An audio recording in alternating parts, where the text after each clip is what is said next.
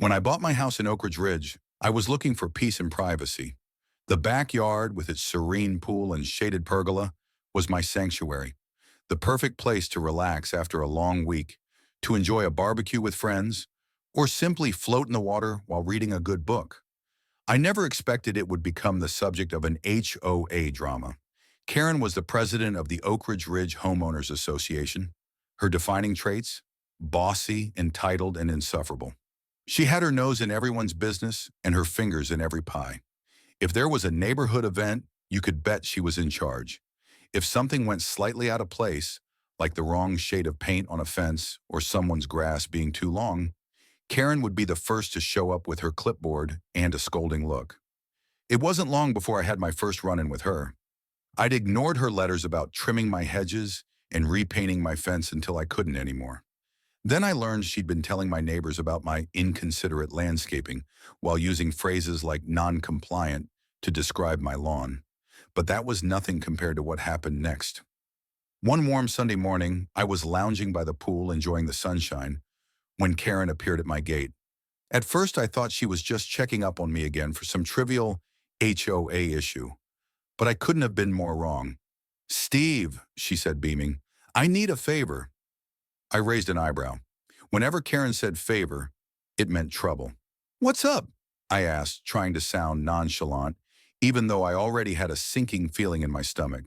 "Well, I'm throwing my daughter's bridal shower this weekend, and I was thinking—" She paused dramatically. "You know how your pool area is just so nice and big? Well, I was wondering if I could borrow it for the party." I stared at her, blinking in disbelief. "Borrow it?" "Yes, for the bridal shower," Karen said, clearly oblivious to my shock. "I'm having the event catered by the best restaurant in town. The bridesmaids and guests will be using your pool area, and I'll make sure they clean up afterward." "Wait a minute," I interrupted, my disbelief turning into anger. "This is my private property. You want to use my pool for your party?" "Oh, it'll be perfect," Karen insisted. "I'll set up some tables around the pool, and everyone will have such a lovely time. It'll be just like a resort, and you won't have to worry about a thing. It's only for a few hours, and I'll even make sure to get you a gift card for your trouble."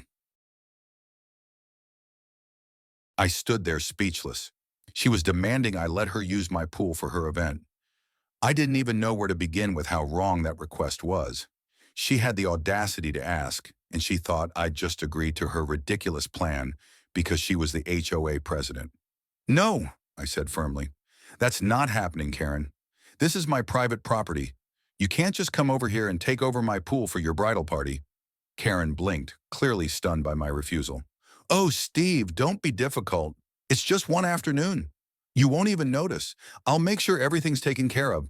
And like I said, I'll get you something nice in return. It's for the community, you know."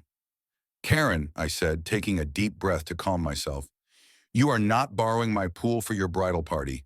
I'm not a venue. I'm not a hotel. I'm a homeowner who values his privacy. So no, this is not happening." Her face flushed red. "You're being so unreasonable," she snapped. "This would have been the perfect spot for the event. You should be honored to help me out. You don't know what you're missing." I shook my head. "No, I know exactly what I'm missing. A peaceful weekend without you showing up at my door." With that, Karen huffed and walked off, muttering under her breath. But I could tell this wasn't the last I'd hear about it. She wasn't the type of person to take no for an answer.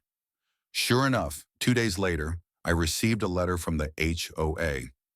It was a formal complaint about my refusal to allow Karen to use my pool for the bridal shower. The letter demanded that I reconsider my decision in the spirit of community. The audacity! But I had a plan. I'd had enough of Karen's entitled behavior, and since she was so insistent on having the bridal shower by the pool, I decided to give her exactly what she wanted, but on my terms.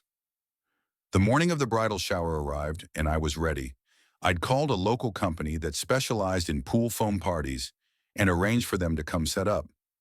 I didn't just fill the pool with any old foam, though.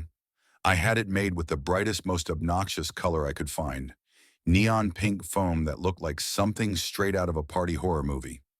By the time Karen arrived with her bridal party, I was lounging in a chair by the pool, sipping iced tea.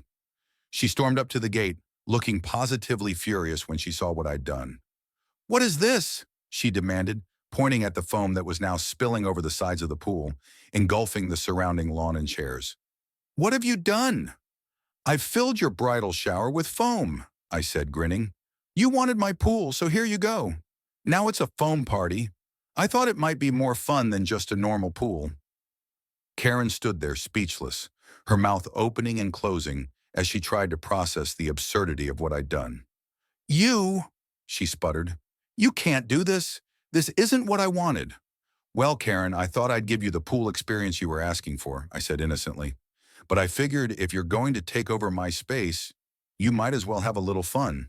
You know, since you seem so entitled to it. The bridal party stood behind her, unsure whether to laugh or be angry. But when one of the bridesmaids burst into laughter, the tension broke, and the whole group started giggling. The foam was absurdly thick now, and everyone was starting to realize that this wasn't such a terrible idea after all. Karen, however, was not amused. She stormed off in a huff, clearly defeated. I'll be reporting you to the HOA. This is outrageous. Feel free, I called after her. But the HOA won't be able to do anything. It's my property after all,